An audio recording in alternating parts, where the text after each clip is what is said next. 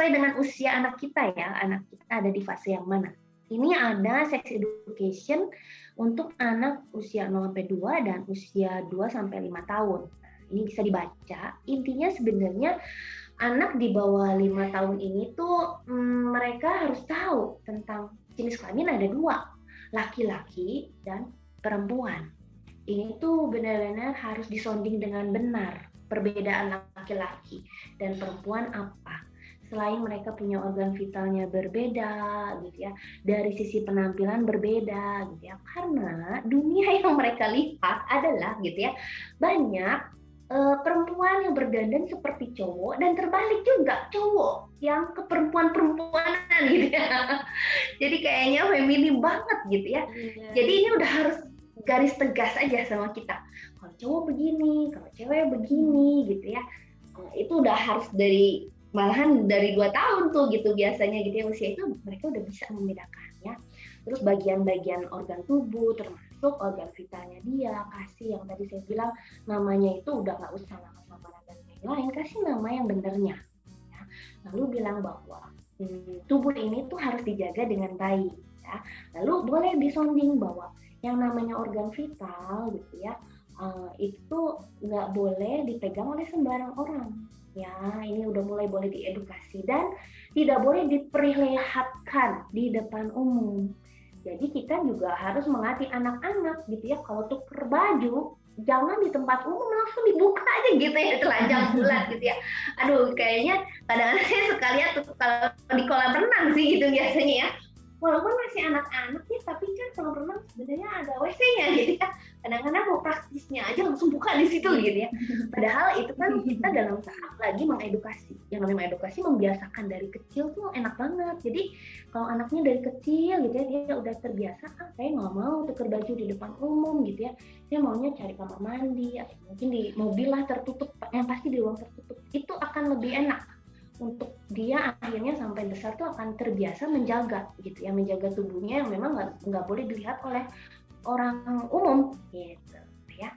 Lalu di usia yang lebih besar dikit lah ya, udah mencapai 5 tahun, ini udah mulai disonding, ada bagian-bagian yang kalau misalkan mulut gitu ya, bagian dada, terus bagian organ vital, bagian bokong, itu nggak boleh namanya dipegang oleh sembarang orang gitu ya, termasuk oleh temannya juga, walaupun dalam konteks bercanda. Jadi kita harus edukasi, kalau ada temannya melakukan itu, laporkanlah sama gurunya gitu ya, atau bisa boleh menolak gitu. Anak kita diajar untuk menjaga area-area pribadinya, mulai dari ya hal-hal yang seperti ini, nggak boleh disentuh oleh sembarang orang ya. Nah, cara yang bisa kita lakukan untuk anak usia segini itu biasanya bacainlah tentang buku cerita, banyak banget buku cerita yang membantu kita sebenarnya ya untuk mengenalkan tentang sex education sama anak-anak.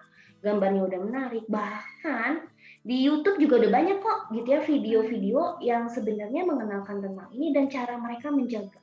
Dan ini berdiskusi tuh itu gitu ya. Jadi kita bisa tahu gitu ya bahwa anak tuh udah sampai mana sih pengetahuan tentang hal sex education-nya, misalkan coba bagaimana nggak boleh sentuh sama orang gitu ya. Atau misalkan kita tanya, kalau misalkan ada orang yang memaksa, apa yang harus kamu lakukan gitu ya. Ajak anak banyak berdiskusi. Dan di fase ini sebenarnya yang saya mau tekankan juga, banyaklah orang tua itu memeluk anak ya, baik papahnya, baik mamahnya ya. Banyak peluk anak, banyak belai anak, banyak kasih sentuhan. Kenapa? Karena itu kasih memori loh sama anak-anak kita, ini sentuhan yang tulus. Ini sentuhan yang bulus nanti gitu ya, kalau misalkan akhirnya ada yang menyentuh dia secara tidak apa ya, maksudnya ya secara tidak tulus tuh anak bisa loh ini apa ngerasain gitu ya, karena dia udah punya memorinya, kalau orang tua peluk saya tuh kayak gini rasanya. Tapi ketika ada orang luar yang memang punya niat nggak bagus, peluk anak, udah mulai pegang atas segala macam, alarmnya kan jadi jalan ya, gitu ya. Kayaknya kok kerasa nggak enak ya, gitu ya. Kalau anak kurang itu, gitu ya. Nah inilah yang terjadi di masa remaja, ya. Kurang disentuh, kurang dipeluk. Akhirnya ketika itu dia dapat dari teman atau lingkungan sekitarnya, dia merasakan ini yang dia butuhkan, gitu ya, sentuhan, gitu ya. Kayaknya rasa kasih sayang tuh kayak begini. Gawat kan, nggak ada memori sebelumnya gitu ya, sentuhan yang tulus seperti apa. Jadi akhirnya kebablasan, banyaknya terjadi itu di remaja ke atas gitu ya. Orang anak-anak yang memang kayaknya jarang disentuh tuh sama orang tua, jarang dipeluk ya. Saya mau titip pesan sama orang tua yang masih punya anak-anak gitu ya, mau disentuh, mau dipeluk, dicium, wah udah gitu. Kasih memori itu sama anak-anak. Lanjut ya ke usia kayaknya ini sekitaran SD lah ya, kelas 1 sampai kelas 3 atau TKB ya. Ini udah mulai anak akan nanya-tanya macam-macam tadi ya, kenapa bayi bisa terjadi gitu ya, nggak apa-apa, kita bilang aja, bayi bisa terjadi itu karena pertemuan antara sel telur dan sel sperma. Gitu aja gitu secara ilmiah. Sel telur itu apa? Oh, sel telur itu yang dihasilkan oleh wanita, sel sperma itu yang dihasilkan oleh pria gitu ya. Jadi pria dan wanita yang sudah menikah bisa memiliki seorang anak. Tekankan, sesudah menikah ya. Jadi ada banyak sebenarnya pertanyaan kritis yang akan mulai nih di usia 5 sampai 8 tahun sehubungan dengan sosialnya mereka lah ya, apa yang mereka dengar dari sekelilingnya mereka ya. Lalu usia 9 sampai 12 tahun ini udah masanya kalau anak sekarang lebih maju ya pubernya ya. Tapi ini saya bilang belum puber, masih pra-pubertas ya. Jadi usia 9 ada yang udah mengalami mimpi basah, ada yang belum ya. Usia 9 ada yang sudah mengalami menstruasi, ada yang belum. Cepet banget memang anak-anak sekarang mungkin secara hormonal sangat berbeda ya. Kalau dulu kita menstruasi SMP, SMA, SMP udah kecepatan. Sekarang yang SD juga udah ada. Mereka mengalami menstruasi. Nah, makanya di usia 9 sampai 12 tahun ini perlu dikasih tahu lagi. Yang namanya anak perempuan nanti akan mengalami perubahan-perubahan tuh.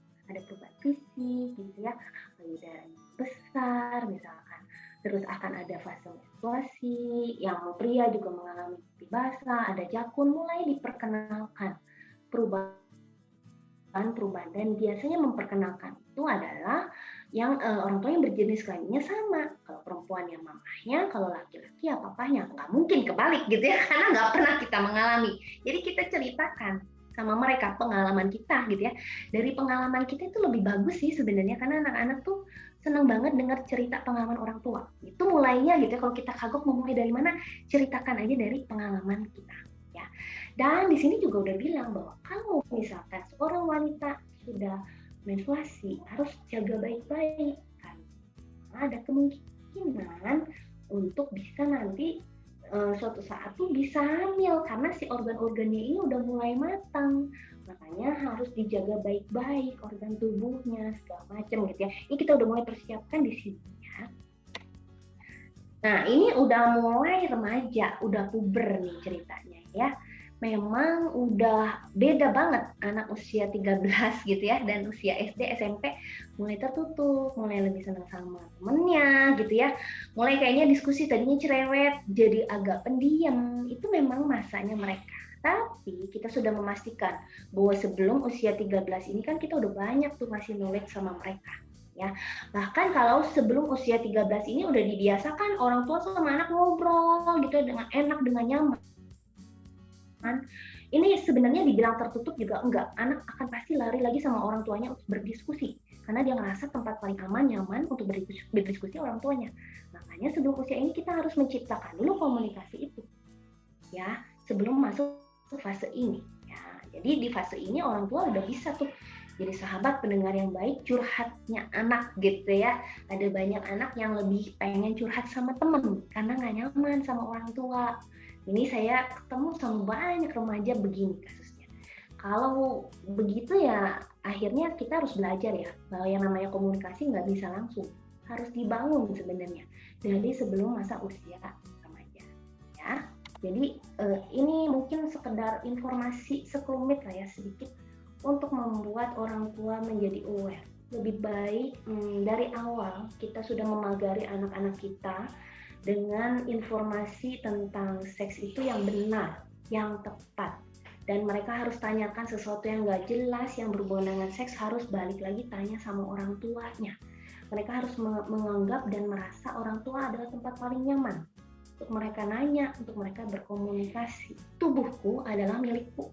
Jadi tubuh ini tuh miliknya kamu. Nggak ada seorang pun yang berhak memeluk, mencium maupun menyentuh diriku tanpa seizinku. Jadi tubuhku adalah milikku, Jadi mereka akan punya alat ini udah dari awal. Mereka nggak akan sembrono, nggak akan sembarangan untuk memberikan tubuh mereka sama orang lain. Ya,